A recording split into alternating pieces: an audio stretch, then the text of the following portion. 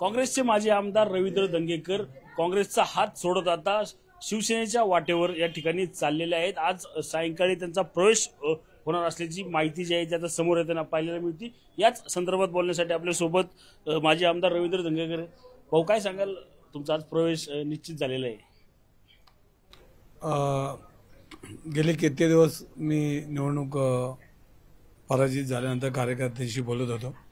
सर्व माझे सहकारी आहेत, वर्षानुवर्ष आम्ही एकत्र काम केलंय आणि काम करत असताना नंतर त्यांचा जो प्रेशर होता, त्यांचे जे त्यांचे विचार होते त्यांच्याशी बोलत होतो आणि त्यानंतर आज आम्ही निर्णय घेतला की एकनाथ शिंदे साहेबांशी बोलायचे आणि संध्याकाळी त्यांची आमची बैठक आहे। बैठकीत जो निर्णय होईल तो तुम्हाला समजेलच आणि आम्ही सर्वांनी मिळून तो निर्णय घेतला। पण भाऊ, पाहिलं तर काँग्रेसकडून तुम्हाला सर्व पदं जी आहे ती मिळाली, आमदार असतात, नगरसेवक, खासदारकीला तिकीट, काय वेळ आली तुमच्यावर?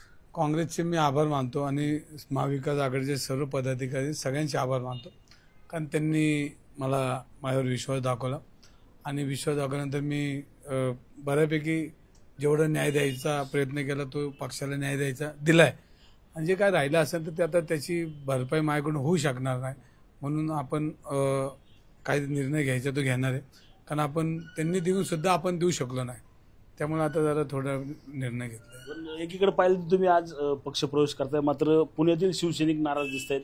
आज सायंकाळी जे शिवसैनिक आहेत ते शिवसेना भवनासमोर जे आहे ते उपोषणाला बसणार आहेत, तुम्हाला विरोध म्हणून?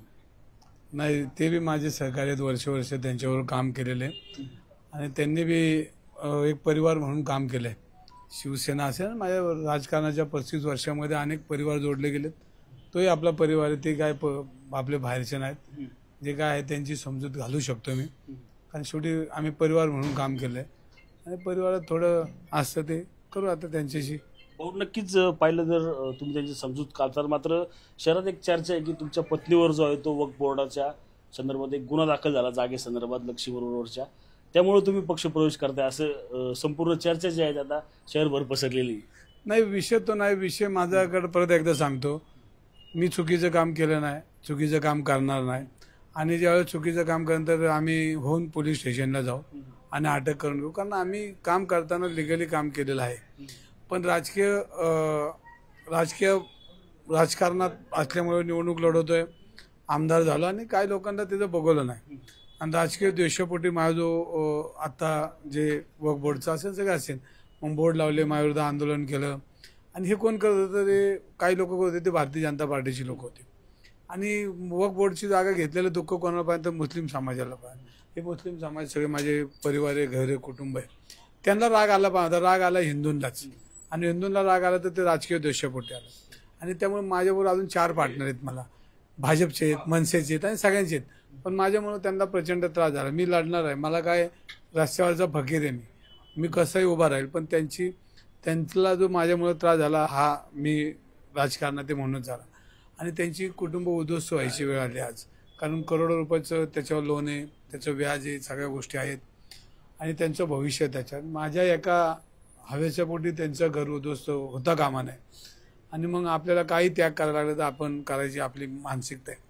पण मी म्हणत होतो मला अटक करा, आमच्या बायकोला अटक करा, आम्हाला काय, आम्ही चुकीचं काम नाही केलं आणि आम्ही परमेश्वरावर भरोसा ठेवतो, इथं नाही तर वरती कोणाला फेडावं लागणार आहे आणि त्याच्यामुळे मला त्याचं दुःख नाही आणि मला हे दुःख वाटतं की मी चुकीचं काम केलं आणि मग मी कुठं कोणासाठी घाबरून जातो, तर घाबरण्याचं काय नाही। उद्या जरी माझं चुकलं असेल तर आम्ही स्वतःहून कोर्टात जाऊ, स्वतःहून जेलला जाऊ, तसं हीच कारवाई टाळण्यासाठी तुम्ही पक्षप्रवेश करताय अशी चर्चा आहे? मला कारवाईची कधीच भीती नाही, माझ्याकडे काहीच नाही, मी परत सांगतो, आणि मी चालत बी रस्त्यावरनं फिरलो तरी माझे 20 वर्ष जाते निघून, कारण एवढा परिवार माझा पुणे शहरामध्ये, महाराष्ट्रामध्ये आणि मला काय व्यसन बी नाही, तो माझ्या 2 व्हीलर बी दिसतो, चालत बी दिसतो, 4 व्हीलर बी मध्ये दिसतो, मी कुठेही दिसतो, मला सगळ्या अंगाने मला कुठले शोक नाहीत, त्यामुळं माझं जीवन 2 भाकरीपुरते दिवस भरायचं, त्यामुळे मला काय अडचण येत नाही आणि मला पैसा लागतच नाही, माझी शोक बी नाहीत, त्यामुळे मी कोणाला घाबरत बी नाही आणि हा निर्णय जो घेतलाय हा कार्यकर्त्यांच्या विश्वासावर, कार्यकर्त्यांच्या ताकदीवर निर्णय घ्यायचा, अजून 7 वाजता घेऊन टाकून जो काय होईल त्यांच्याशी बोलून मी तुम्हाला संध्याकाळी सविस्तर माझी माहिती दिली। नक्कीच। कॅमेरामन अभिजित, मी रणजित जाधव, TV9 मराठी, पुणे।